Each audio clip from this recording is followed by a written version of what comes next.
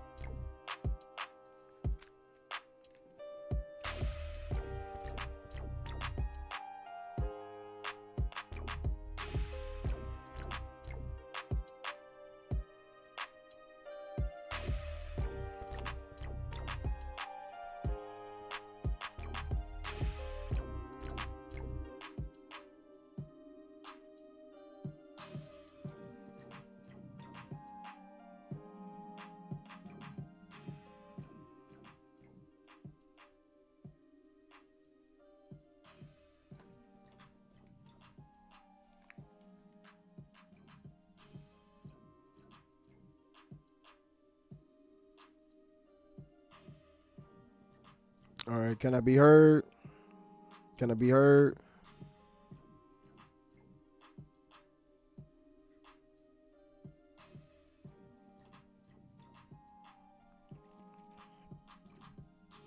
Little evening streaming going on. I know I tapped in with y'all yesterday, but we gonna keep this party going. We gonna keep building constructive houses. We here to construct the house. And like I said yesterday, we talking about real estate. We talking about real estate. So I don't want to get lost for y'all to think that we not talking about real estate. We for sure are talking about real estate. All right. But can I be heard? Can I be heard?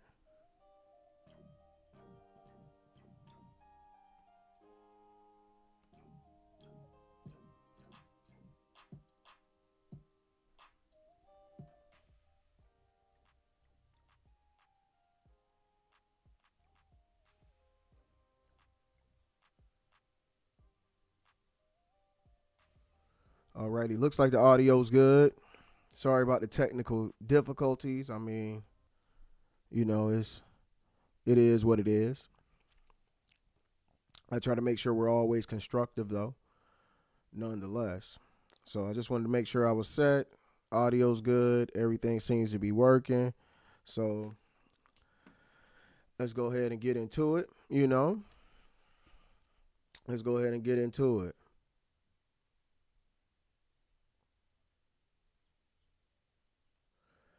Alrighty. But I know y'all probably already saw the thumbnail, and I know you probably already saw the title. But we're gonna get into property taxes, the silent displacement tool, because there's a lot to unpack when we're talking about gentrification, when we're talking about what's been stolen, when we're talking about real estate.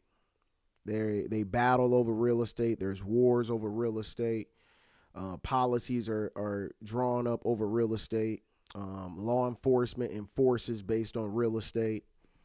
Law, education, it all centers around real estate, where schools will be put at, where stadiums will be built, where arenas will be built, where the Olympics will be held, where battles will be fought, where churches will be built, where you vote, where restaurants are, where everything is centered around real estate. And there's been a constant battle for thousands of years over land control and who's going to control the land, and particularly who's going to also control the people of that land and tell them what they can and can't do with that real estate.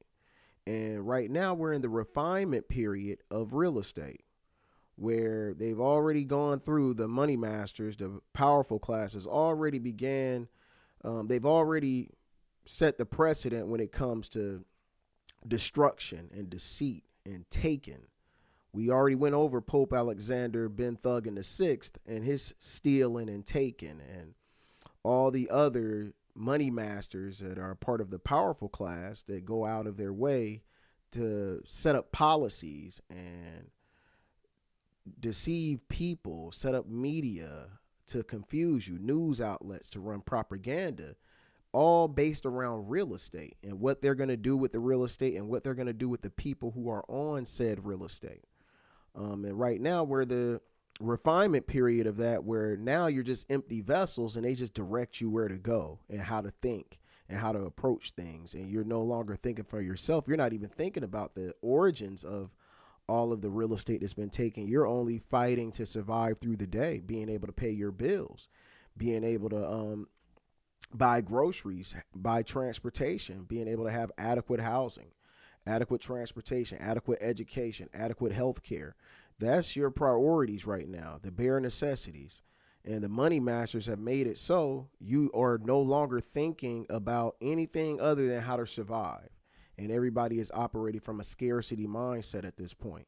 Nobody is thinking about, why are we even in this position? Why is it that I go to work 40 hours a week and I have to give up 30% of my check just because I'm living and breathing? Why is it that this zip code gets trash picked up regularly and this zip code does not have trash picked up regularly? And that's all centered around real estate. It's all centered around real estate. But I wanted to ask you all something. What happens when you own your own home, you've paid your mortgage, you did everything right, but you still can't afford to stay there? What happens? And tonight we're going to be talking about a form of displacement that doesn't get talked about enough. And it's not rent hikes, it's not evictions, but it's something much quieter. It's property taxes, right? And when we're talking about property taxes, many people think about, they think of it in a way where it's something, it's an obligation, it's another bill you have to pay. But some folks are unaware, and they don't become aware until they're impacted by it. Excuse me, I get some water. They don't become aware until they're impacted by it. So you sell your home, or you buy a home rather. You buy your home for $100,000. I know that's not what homes are typically going for these days, but you buy your home for $100,000, right? Few years go by, and next thing you know, that home is worth $300,000. You're like, oh man, this was a solid investment. I did a great job. I bought a house for $100,000. 7 years go by, it's now worth $300,000. Man, I'm winning. See, I told you this was a good idea. Talking smack to their wife. Man, look, I told you, man. You don't even know what you're talking about. That's why I said we need to move over here and not over there. See, that's why we over here. And then the next thing you know, you get that bill, that tax bill in the mail, and that thing done went up. Man, I've been in mortgages for a long time. I've been in banking and finance a long time. I've had folks try to refinance their home because the taxes per month cost more than the mortgage does. And I'm like, I ain't going to be able to lower your payment. It's your taxes that's going up. And when the taxes go up, you best believe the insurance is going up, because when they say your house is worth more, that means you got to get a bigger policy to cover that. See, it's a domino effect when we're talking about real estate, particularly gentrification. All right? Because when people think about gentrification, they think about renters being pushed out. But folks rarely think about the homeowners that end up getting pushed out. What if I told you you can lose your home, not because you didn't buy it, not because you fell behind on your payments, but because you can't afford to keep up with the property taxes? So go ahead and drop in the chat if you've ever seen someone be forced to sell their home because the taxes went up. Because I have. I mean, I've been in the mortgage game for a long time. So especially I had a mortgage license in New York, did a lot of deals up there, and as well as New Jersey, and the taxes will be beating folks down so bad they'd have to sell and move elsewhere because the taxes were too high. Shout out to the Brooklyn Nets. Moving out there, raised everybody's taxes up. Everybody was happy when them values went up, and they look at it as a good thing, for the economy. It's great. It's a great driver for the economy. You can, what is this? You can sell your house for more money now. Your house is worth double, triple, quadruple in some instances. So now you can sell your house, you get a nice little profit, and go move somewhere way away from us. Because if you can't afford to be around us, we don't want you around us. That's really the way the money masters look at it. That's how they're looking at it. The powerful class, they're not interested in having anyone who can afford to be around them. They're only about money. That's what they're about. They're about money, and they're about domination and control. That's what they're about. Domination and control. Many times they use racism as a tool to continue the domination. They get some folks in one particular class, racial classification, to buy into being a better person than folks in the opposite racial class. And they get you guys fighting with each other, and they sit back and they make their money off of it. And they designate, all right, because you're white, you have benefits, and we'll show favor to you. And if you do right with it, you'll be fine. You'll be able to reap the benefits. If you don't, then you'll be casted away, and we won't want anything to do with you for abusing your whiteness. And that's how it's going down. Make no mistake, racism for sure plays a role in it, but it is a tool used by the money masters to pin one group against another group. They do it through media. They do it through entertainment. They do it through sport. Well, that's entertainment as well, but religion, your churches. And that's why you got a black church and a white church and so forth and so on. So it all centers around real estate, though. And I want to make sure that we are very, very particular about what's going on in society, because we're at a boiling point. When I was doing my mortgage briefings, I would talk about inflation and what drives inflation and why people are having a hard time, and how the money masters are manipulating the system to get you to think that the economy is doing well, and that's why prices are going up, because that's what it means when you see a hike in inflation and you see all the pricing going up from the consumption rates. What that tells the mortgage-backed securities, and what that tells the market, if you will, it tells them that, hey, things are doing so well because of basic economics, we have to raise the prices because they're buying so much stuff, because they're making so much money. But many of you all are probably looking around like, I'm not making any more money, but the prices are still going up. And the ones that are making money are all the real estate tycoons that are going out doing this gentrification. They're the ones making the money, hiking everything up, along with some other things going on that I won't discuss on today's session. But they're the ones that are driving all the rates. They're the ones that are driving all the prices up. It's all the tycoons that are out here overbuying stuff, flipping Airbnbs, and you name it. All kind of devious things are going on, many of which is against the law, but it's tricking the system into thinking that things are doing well. And the money masters are very, very aware that things are not doing well. It's particularly going bad. It's particularly bad. Things have not changed since the Bush era as far as the economy and where we are money-wise, where we are as far as wealth gaps and all that stuff. We've been at a deficit for like the last three presidential terms. So that's almost in depression zone, to be honest. Like, we're operating on depression zone, and we got many people who are struggling to afford basic necessities. And that's a very dangerous zone, because that's a boiling point where people will start to, what do they call it? Anarchy. Could rear its ugly head, because people can't afford to breathe right now. And then we're still getting taxed everywhere. We're being taxed. So, like the example I was given earlier, just to simply break things down a bit, when you have your assessed value, which is based on how much the county or the city or town or state that you're in, they assess the homes, and they say, all right, your $100,000 home is now worth $300,000. And like I mentioned, if your value goes up, when they say, hey, your house is now worth more than what you bought it for, if your value goes up, then your taxes go up. All right. And like I said, you buy a home for $100,000. Now the neighborhood is developing, or as they may call, revitalizing. And your home is suddenly worth $300,000. It really sounds like a win. But once that tax bill follows that number, which it always will, you don't have to move.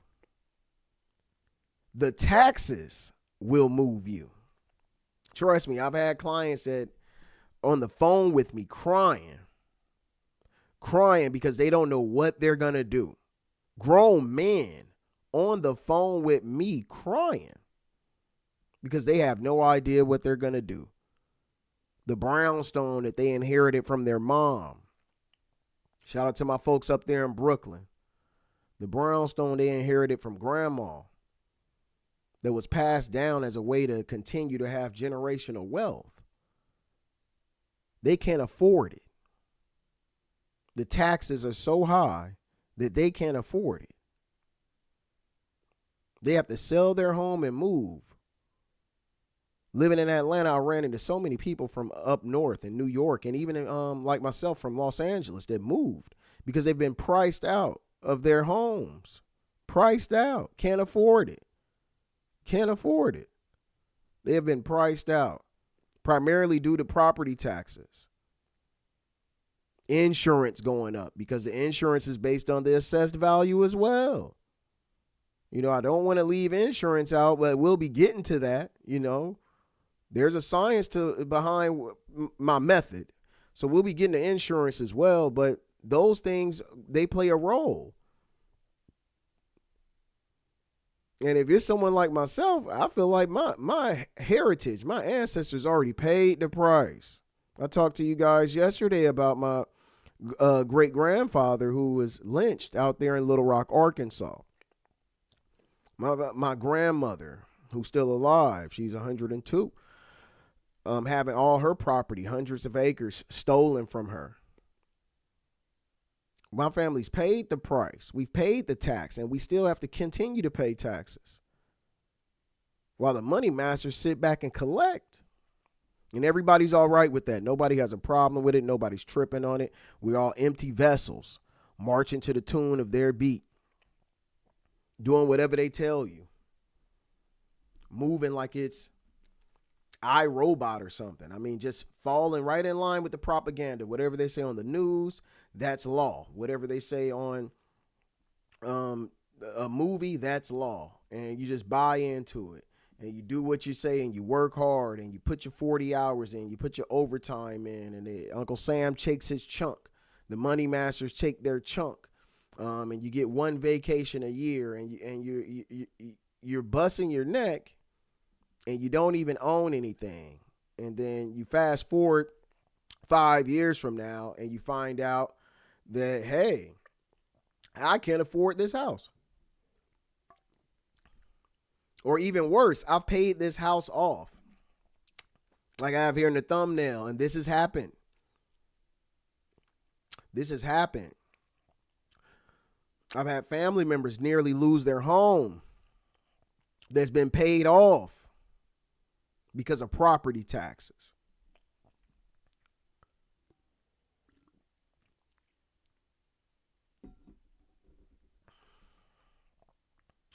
So let's connect this with what we talked about on yesterday. Communities, particularly black communities, were redlined, underfunded, denied loans. For decades, property value stayed low, not because the community lacked value, but because the investment was denied. And we talked about the Homeowners Loan Corporation, established in 1933. And I want to pull this up so folks don't think that I'm just out here throwing out terms, just making stuff up as I go along, because that's not how I get down. I like to make sure I do bring some receipts. I like to make sure I bring all the records and documentation so you're aware of it. And I want you guys to go through the search with me so it doesn't seem like, we're on some sort of like goose hunt. I want you to see how I do the research. Not that I'm perfect, but so you can do the same. All right. So we're going to look up the Homeowners Loan Corporation, also known as the HOLC. This was put in place by President Franklin Delano Roosevelt. But the Homeowners Loan Corporation, HOLC, was a part of the New Deal agency created in 1933 to refinance mortgages that were in default to prevent foreclosures and stabilize the housing market. And like I told y'all on the mortgage briefings that we do, when you want to stabilize the housing market, you want to make sure you're generating. Well, you want to make sure you relieve debt, relieve that mortgage, give them relief when it comes to their mortgages.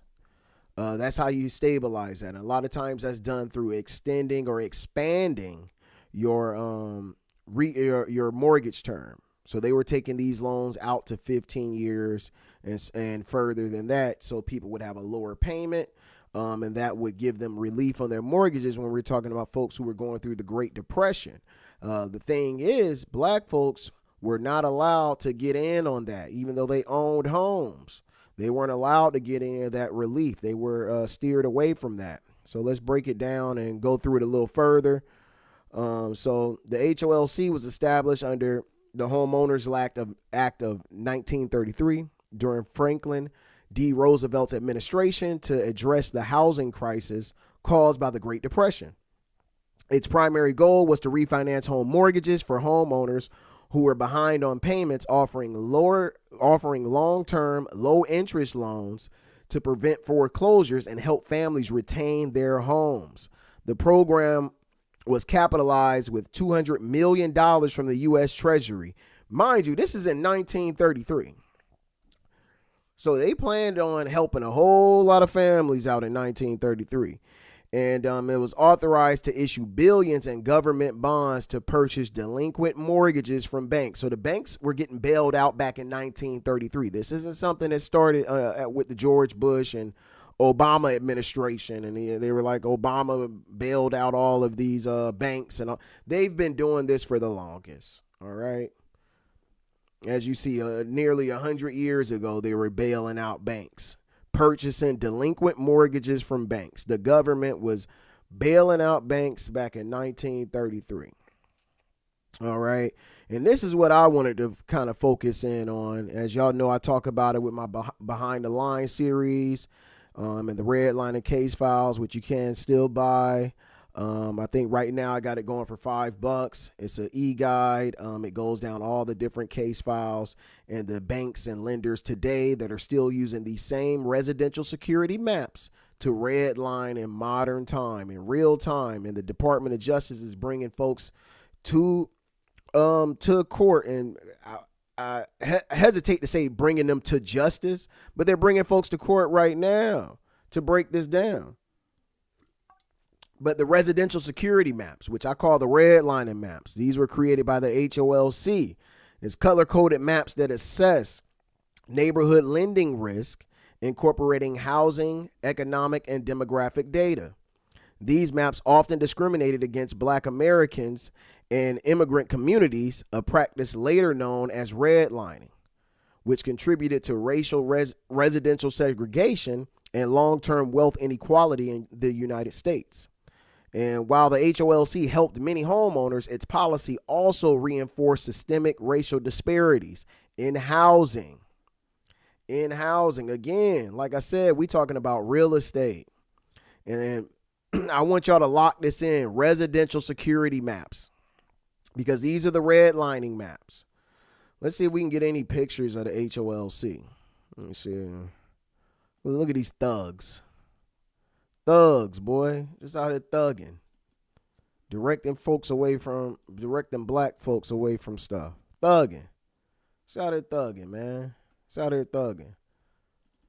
Let me see if I can pull up. Yeah, we was on this yesterday. Yeah. And we'll be going over Paramore next. Matter of fact, because I want y'all to see what some of these redlining residential security maps, I call them the redlining maps. I want y'all to see what some of them look like so you can kind of get an idea. But check out this website, dsl.richmond.edu, and you can actually look at some of these maps yourself, because I'm real big on maps. I'm real big on maps, man. They'll tell you everything. So let's look at Detroit. See if they got Detroit up in the house. Yeah, Detroit's in here. Oh, hold on. Am I searching this right? Explorer maps. Yeah. Let's look at Detroit. All right. Let's look at Detroit redlining map. As y'all see, I would say this is more along the east side of Detroit. As you see, heavily redline. Heavily redline. All right, and as you can see, here's the map legend, residential security map. A, anything green was desirable, or best, I'm sorry. Blue is still desirable. Yellow is definitely declining. And red is hazardous, all right? This was 1933. June 1st, Homeowners Loan Corporation. Keep that in mind. It's from the Homeowners Loan Corporation. All street numbers begin at the river and run east and west from Woodward Avenue. They break it all down. This is in the 30s, damn near 100 years ago. Greater Detroit. Yeah, y'all see the map? Shout out to my D folks. What up, though? The 313. You know what I'm talking about? Yeah, Detroit River. And this is Canada over here for y'all that aren't familiar with Detroit. I lived there for several years, but anything on this side of Detroit River is Canada. Windsor. All right, and they got a tunnel that goes and takes you to the other side, too. I believe it's right here, actually. But as you see, all this is red. Let's see if we can get down to what if they have the city names on it. I mean, the street names on it. So as you see, and this is where this should be Jefferson along this area right here, going all the way up. As you also can see Lafayette, or maybe you can't see. But yeah, this is all red line. These were all the black communities at the time. And you see that this is an old redlining map of Detroit. All right. And Greater Detroit. All right. As you see, I believe this is Grosse Pointe area out here. And what do you know? Gross Point. Shout out to my folks in the D, man. I really mess with y'all big time. What up, though? But this is a redlining map. Go to Mapping and Inequality America. They got plenty of cities, and you can check out the maps and see what's going on. This is where I do some of my homework. I want y'all to see this too, but this is where I get some of my homework cracking. When I do my documentaries on legacy loss, and I'm talking about the different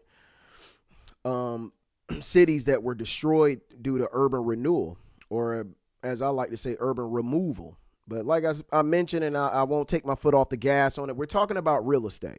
All right. This is about real estate. So make no mistake about it. This is all about real estate. Like I said, the Homeowners Loan Corporation, they're the ones who set the precedent for this here.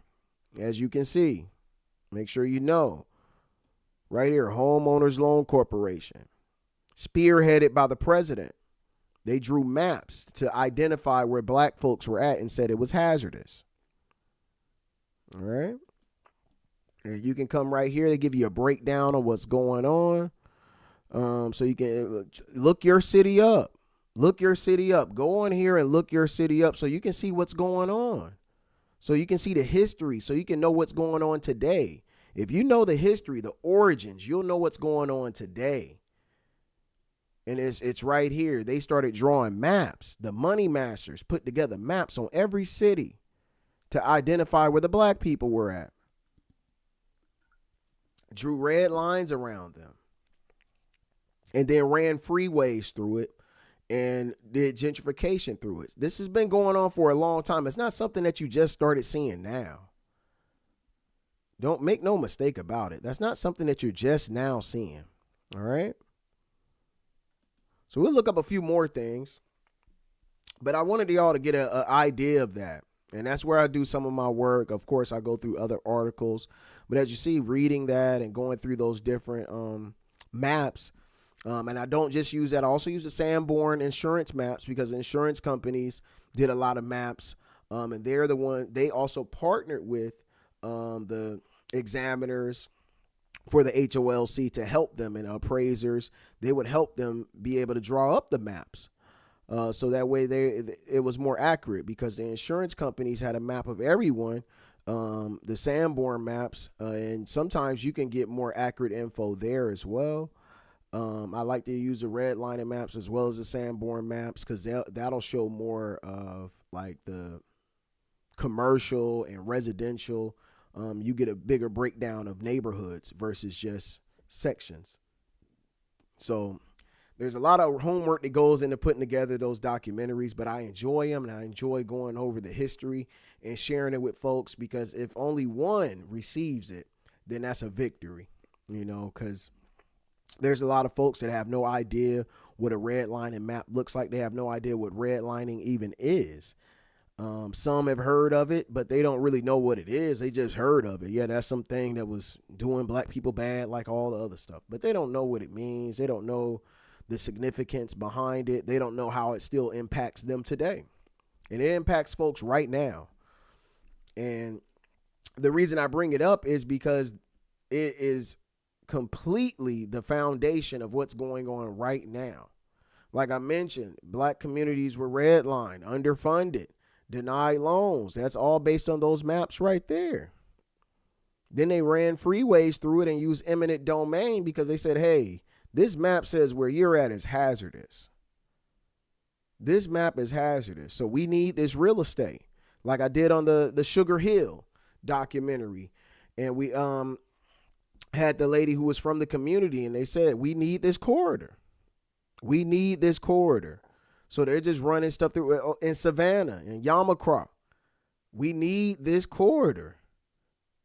And we're running through a freeway. 95 is coming through here. I-16 is coming through here.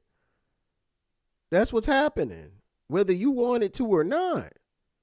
Real estate. Displacement. This is not by chance. This is not a coincidence. The money masters are well aware of what's going on, and they've orchestrated it through deceit and destruction. They're using deceit right now. They're deceiving the numbers in the market to make you think that everybody's doing great. Everybody's doing great. I heard the president say a few days ago that there is no inflation. So there is no inflation. And he's right. There is an inflation. This is all a sham. They're just raising it to be raising it. Inflation comes from when the economy's doing well and people actually are making more money. That's where inflation comes. This isn't inflation. This is a recession. Damn near a depression is what's going on right now. I know I talk casual sometimes, but I am more than qualified to discuss these things. I have my MBA degree. I have 15 years in banking and finance experience, as well as in staffing and hiring and recruiting. So I've done all of these things. I have experience as a professional running my own businesses. I'm very familiar with economics. That was my go-to in college, in grad school. I love economics. I got my MBA. My bachelor's was in market analytics in business. So make no mistake, this is my area of expertise. I love discussing the numbers behind business, the numbers behind the economy. I love doing market research analytics and looking into where the money's going, the flow of money, the demographics, where money is funneled into, where it's funneled out of. Same with schools, hospitals, voting, tax dollars, like I said earlier. Some zip codes, they get trashed. The trash man comes every day. Some, they come once a month. And that's why I also did the video on your city's wallet, because you should be participating in your town hall meetings and your city hall meetings and finding out where this money's going on and understanding the budget, so that way you can go in there and start making sure tax money gets funneled into your real estate, and not just anybody's real estate, not just the money masters and all the money goes to law enforcement, and no new schools are getting torn down, rebuilt 30 minutes away from where you're at, and your kid has to get up an hour earlier than they're already getting up and get bused somewhere else, hopefully, or be put on a waiting list, all behind real estate and the misuse and the control of it, controlling your life. And you're just an empty vessel following the lead. And you're going to walk right into a place you don't want to be at one point, because you're just marching around, taking orders, not doing what you're supposed to do. But to bring things back here, just to reel it in a little bit.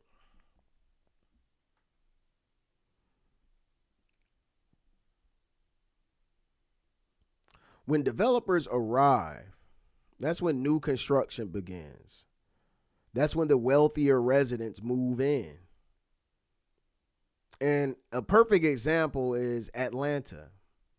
I've watched gentrification happen right before my very eyes. I was working for Wells Fargo in Atlanta.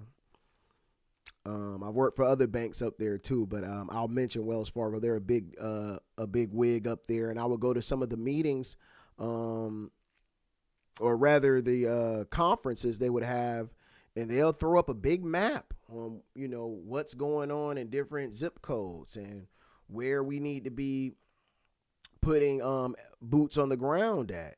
That's why it's funny when I see the Department of Justice start going after folks, because there are meetings being had, and it's like, these are areas that we need to be focusing on, and they leave other areas behind, and then they're acting confused when the DOJ comes in there and they hit them with a lending discrimination or hit them with steering.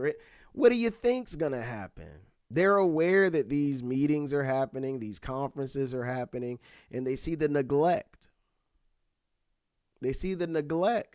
And Atlanta is a perfect example. Neighborhoods that were once overlooked are now some of the hottest neighborhoods in the city. I remember when nobody wanted to be on Camp Creek. No one wanted to stay over there. That was considered the hood. Now I see, I'm just going to be a straight shooter. I see white women pushing strollers on Camp Creek, jogging down the street. I remember when I was in college, that was a no-go. I didn't even want to be over there. I say that jokingly, but that was not the desirable area that it is now. It wasn't severely crime ridden, but it wasn't the area that's desirable now. Not like it is now with the prices the way it is now. Like, shout out to the South Side. I love the South Side, man. Shout out to the West Side. I love the West Side. East Side, Decatur. I love my people.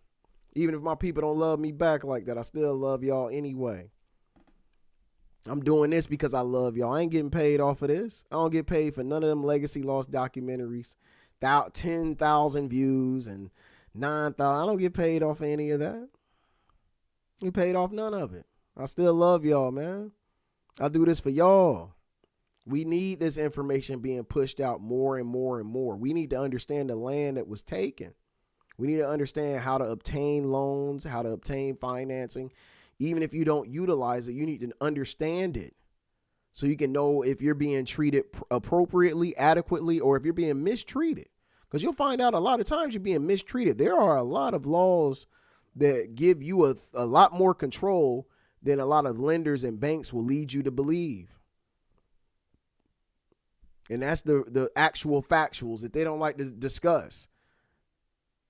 There's a lot of these companies that have been found to be redlining by the DOJ have been told that they're supposed to be giving certain set-asides to black folks and their communities. There's supposed to be certain advertisement and loan programs to help them in classes that are supposed to be free to show you how to obtain finance, and they're still not doing it. I said when I was doing the redlining case files that we will be going back, and I'm doubling back on a lot of these folks that aren't doing it. And I'm going to do my part. And I'm looking for folks to come with me to do our part to hold these folks accountable. You're supposed to be out here. Ameris Bank, you still haven't put a branch in the black communities. I've been up and through Jacksonville. Where's the branches that the DOJ says you were supposed to be doing? Where's the marketing materials that you said you would be pushing out? And all the different loan programs you're supposed to be doing for community outreach. That's not happening. Jacksonville is 50% cash buyer.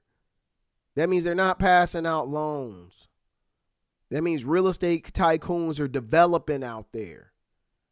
It's over 50% cash buying. That means they're developing like crazy. Nobody's buying homes. You got real estate investment companies buying all the homes. They're buying all the homes. I mean, it's crazy. It's the same system that held values down, now using rising values to push people out. It's crazy. It's unruly. It's unruly activity, unruly behavior. It's a disgrace.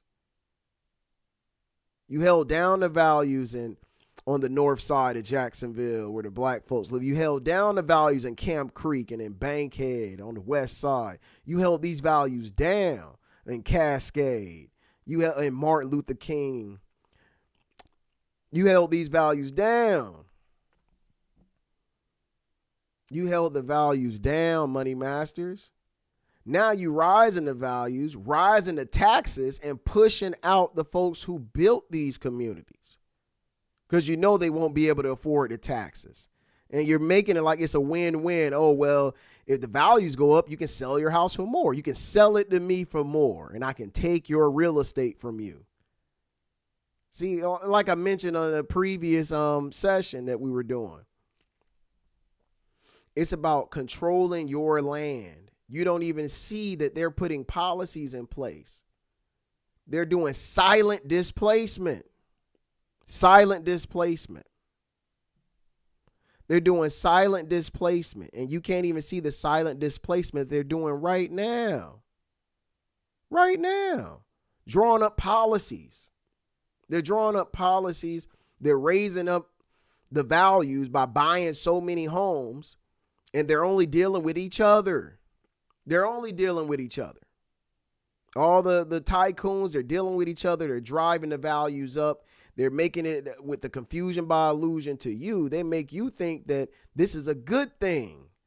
Well, now my house it was only worth $100,000. Now it's worth $350. I'm winning.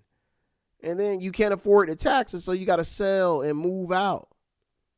But the thing is, you got to go so far away now because everything is worth $300,000 and you don't have enough money. You only have enough to put a down payment on it, but you can't afford the taxes. So you got to move about 2 hours away from your job just to be able to afford to live. You got folks that work on Fulton Industrial. They got to move out to Noonan and try to drive up every morning. It's crazy. It's unruly. This activity is unruly, man. I mean, let's make it real. You got an elderly homeowner that bought their home in the 1970s. They paid it off. They live on a fixed income. Let's think about this. They live on a fixed income. Let's think about the savage activity from the money masters. You got an elderly homeowner who bought their home way back in the day, paid it off. They're on a fixed income right now. And now the property taxes have doubled. They have doubled on grandma. Then they triple on grandma. You think grandma want to sell her house and move an hour 30 away from where she's at? She's on a fixed income. She's not selling because she wants to. She's selling because she has to. That's unruly. That's ungodly. You think the money master's thinking about Granny, who's been living in that neighborhood since the 70s? You think they're thinking about her? Think they're thinking about the old man who has the bad back and has to use a wheelchair, and you want him to move because he can't afford to be there? He's on a fixed income, a veteran probably, on a fixed income. You raising his taxes so high he can't afford to even live in a house that he worked his ass off to pay off. And we got folks saying, pull yourself up by the bootstraps. You know how many families are impacted by this? See, you only think about some young college kids or folks probably around my age. Oh, you got to move out. Oh, man, you got a job. All the excuses. But you don't think about the 75-year-old who worked their ass off, paid this house off. Now they have to leave a legacy that they wanted to leave to their children. They can't do it because they can't afford it. And see, these are the things that get missed when we talk about gentrification. These are the things that get missed when we're talking about displacement. See, displacement has been going on for a very long time. It didn't start with Jay-Z and the Brooklyn Nets. Oh, no. Displacement has been going on since the first time the colonizers stepped foot on the quote-unquote Americas, and have been displacing folks ever since. This isn't something new. This has been going on. And it's been going on in every country that you can see as far as the eyes can see, that we know about. Every country has experienced the displacement. Is displacement going on right now with all these wars? You think these folks are still staying in their house? They're being displaced. Real estate. We talking about real estate displacement. That's why I'm an advocate when we're talking about understanding how to obtain finance, understanding how banking works, understanding what inflation is, understanding the laws behind all of this. That's why I'm very intentional when we're talking about this stuff.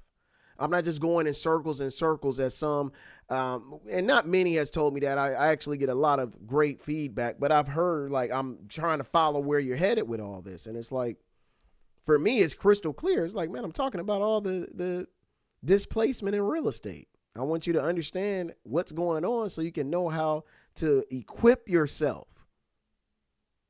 You have to understand that.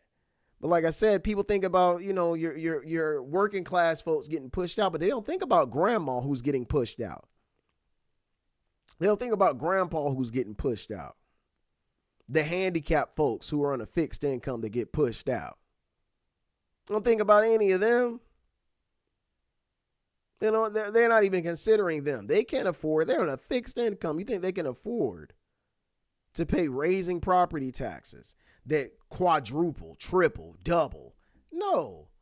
And you think them selling their house and having to move, I'm not me, but if I'm a handicapped person per se, and my doctor is at the Piedmont around the corner, and now I got to move all the way to Fairburn, or I got to move all the way to Duluth, or I got to move all the way away from my doctor and find a ride all the way down there because I can't afford to live in my neighborhood that I busted my hump to pay off my house to live in there, to have the benefits and the accessibility. Now I have to leave all of that behind because I can't afford to be there, even though I paid my house off. I got the deed to the house. I've paid it off, and I can't afford to live there. And we're acting like this is just, business as usual. No, man. But I still hear the pull yourselves up by the bootstraps. Well, what about them? They have done that. And these are real cases that's happening. Some have happened in my own family. So this is personal to me. This displacement. Silent displacement. And it all based around property taxes. I got grandmothers who have been displaced because of property taxes.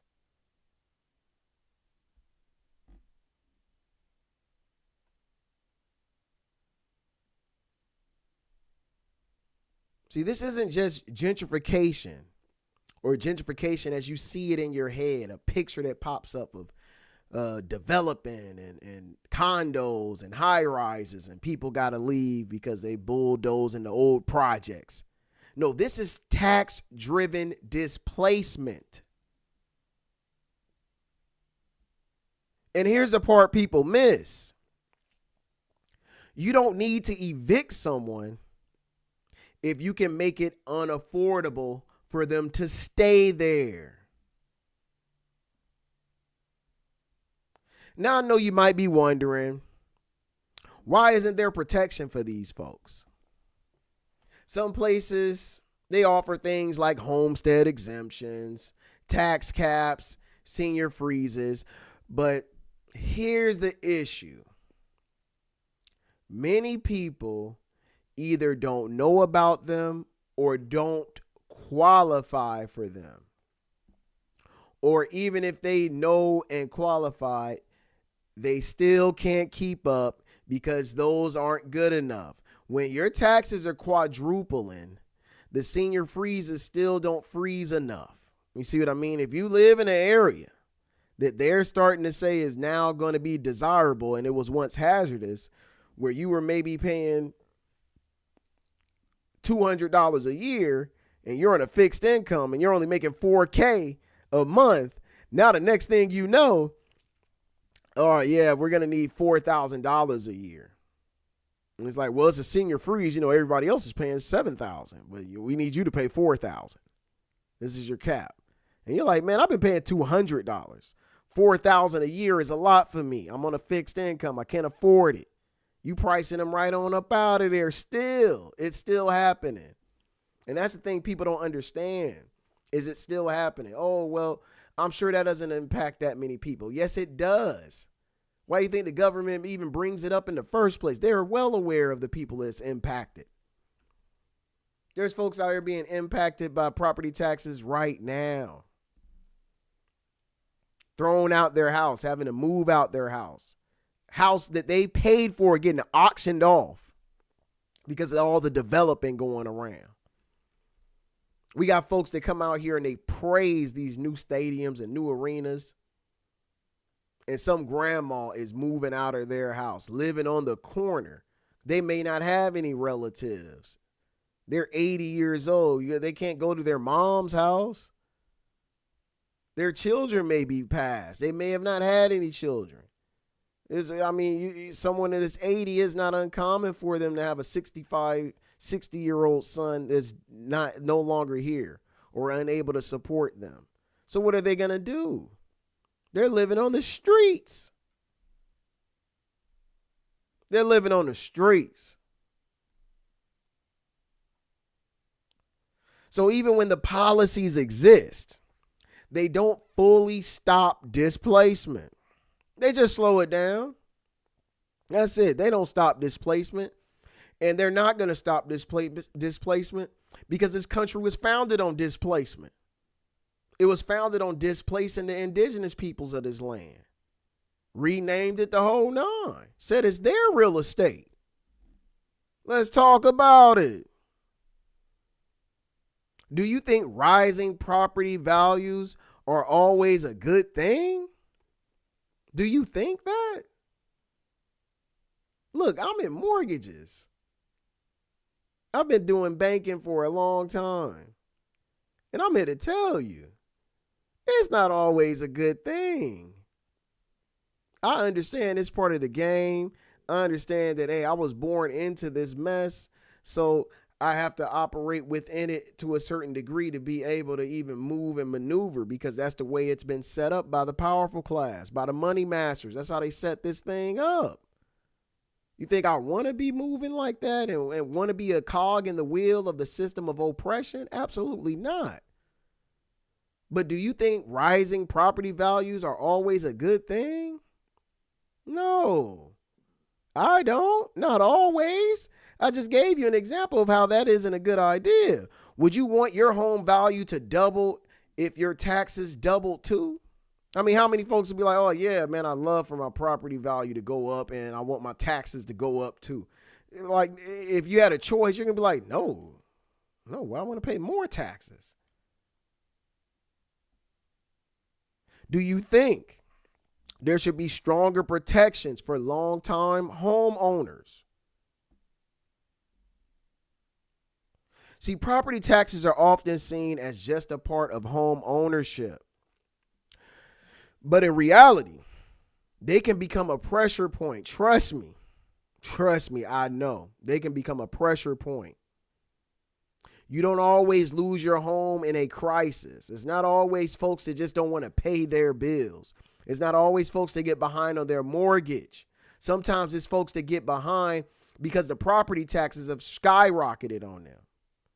Like I said, you got grandma who busted her ass to pay off her house, to pay it off. House paid in full. They start developing right in her neighborhood, right around her. You got condos going up. The old project building bulldozed. The old school bulldozed. They throwing all these fancy grocery stores and fancy this and fancy coffee shops and fancy all kind of things going down. Next thing you know, she gets a tax assessed value that's triple what it's usually been. Now the property taxes have skyrocketed. She can't afford to be there on a fixed income. On a fixed income. You tell me what's right about that. You tell me how that's right. How do you even make that right? You know? How do you make that right? How do you make right from all this displacement that's been going on since the 1400s? I haven't seen any progress on making right that displacement. I've only heard no, absolutely not. Not making that right.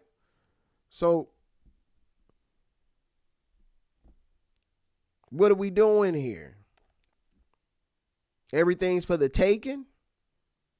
Like I said earlier, with that mentality, don't be surprised when you start seeing anarchy.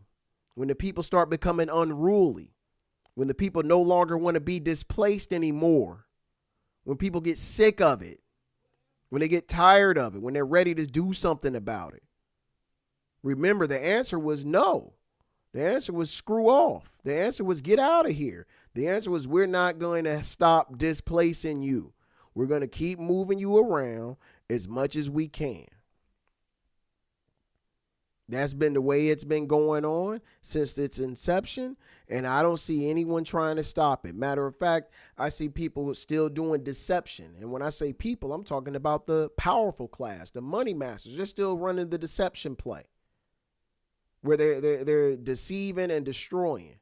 They got you thinking that the economy's doing so great. That's why prices are going up. But no, only a fool would think that the economy's doing great when they know that they can't afford the gas that's skyrocketed here recently. The inflation around housing, the inflation on insurance, the inflation on everything is going up. The powerful class operates in percentages, not flat fees. So whenever stuff starts going up, the percentages of the tax is going to smoke you. They're always taxing. That's their thing. Tax percentage on anything. Income tax. You're paying the money masters a fee for working for them. The worker bees are the ones who keep Amazon rolling. The worker bees are the ones who keep Walmart and any industry you could think of. The worker bees keep that going, and you have to pay them a fee to keep getting them more money made. I mean, when you put it together, it sounds crazy. And they're like, oh, well, the taxes, they put together the buses. And man, look, they have a surplus of money from folks. You better believe that. Like, we should be having there should never be a pothole anywhere from all the taxes. There should never be a pothole. But when you're funneling dollars into all of these politicians' pockets and they're making a whole lot of money to do a whole lot of nothing, then that's when you're sitting around in that position where you got schools getting closed, where you have potholes everywhere, where you have hospitals being shut down. This is all centered around real estate. And it's a shame that not many people even care to understand this. And that's why many of us are lost. They don't care. People don't even want to know about this. They have no idea. And when you talk to them, they think you're speaking French or Spanish or something. They don't know what you're saying. They don't care about it. They don't want to hear about it. All they want to do is serve the money master. Anything to serve master. They love serving master and giving them more money, more praise, more of their taxes. They celebrate when a new $1 billion stadium comes into a city near them. They can't wait. Can't wait to roll up in there and take some pictures. Putting pictures up on the Instagram and the Facebook. Put my pictures on there. Put my pictures on that Facebook, man. Did you see that at the Dallas Cowboy Stadium? But they don't know about the little old lady in Fort Worth that had to move. She had to move to Oklahoma because the taxes is kicking her ass. And you don't care as long as you get to put your pictures on the Facebook and show your friends. And make fun of everybody who's too broke. Too broke to come out to Jerry's world, eh, boy? And that's where we're at with it, man. A whole lot of shenanigans, a whole lot of unruly behavior. But make sure you check out the Home Buyers Justice Toolkit on theconstructivehouse.com. Make sure you check out the Home Buyers Justice Toolkit. I also have a lending discrimination toolkit. Check that out, man. It's a great tool you can use for if and when you are purchasing property. If and when you are purchasing property, so you can understand if you're being mistreated, if anyone is discriminating against you. You need to know what questions to ask. Email me if you have questions, theconstructivehouse@gmail.com. Email me if you got questions. If you're going through a lending scenario and you want some information, you want some help, you want some support, especially for someone that looks like you. If I don't look like you, I still will help you. I don't believe in discriminating racially against anybody unless you're just, a bad person. But even if you're black, white, it doesn't matter. Asian, if you're a bad person, you're a bad person. And here we're about constructive people of all colors. So if you want any assistance from me, it doesn't matter what color you are. As long as you're constructive and respectful, I'm here to help. I'm here to help. Make no mistake about it. I got plenty of white friends, Asians, Mexicans. You best believe that. We talk like this. It's only the ones who really, side with the money masters and the powerful class. They're the ones that have a problem. But please check that out. I do appreciate you guys' time. I'm going to try to continue to go live and break down some stuff. I had some more content I wanted to share, but I do have to run this evening. I'll bring it up tomorrow. I got a lot to unpack, to go over. I want to show y'all some more maps and some articles that I've been going over, and I might even go live when I go into some of these areas, historical areas that are being developed, revitalized, otherwise known as gentrification and displaced, because this is something that is been going on a long time, but right now the magnitude of it is extreme, and I mean it's extreme right now. So yeah, we got to bring truth to power. We have to build constructive households, and the way we do that is by making sure people are equipped with the information, and you need to know the origins and the foundations, so that way you can be able to counter what's going on and be able to navigate through what's going on, because you'll be displaced next. You'll be displaced next. Understand that. Like I said, this country was founded on displacement. So make no mistake about it. But I do appreciate y'all time. I appreciate everybody tapping in. I'll probably do another stream tomorrow. I'm going to try to keep this rolling as long as I can, but I will continue to put the Legacy Lost documentaries out so we can go over the Black Wall Streets that have been destroyed by the money masters and the powerful classes. So we get that message out there that black folks did pull themselves up by their bootstraps and continue to do so. And the media and propaganda that tells you we don't is lying to you, and it's fake news, as our president says, fake news. The street criminal thug class of our community is not the 100% of the black community. That's like less than 1%. Most of us ain't out here gun toting, shooting folks. There ain't enough of us doing that. Most of us going to hard working people. We nurses, we FedEx drivers, UPS drivers, shipyard workers, mortgage bankers. You know what I mean? Like, we're out here living our lives, man, trying to avoid being displaced. But I do appreciate your time. I hope you found that this was constructive material. And until next time, keep learning.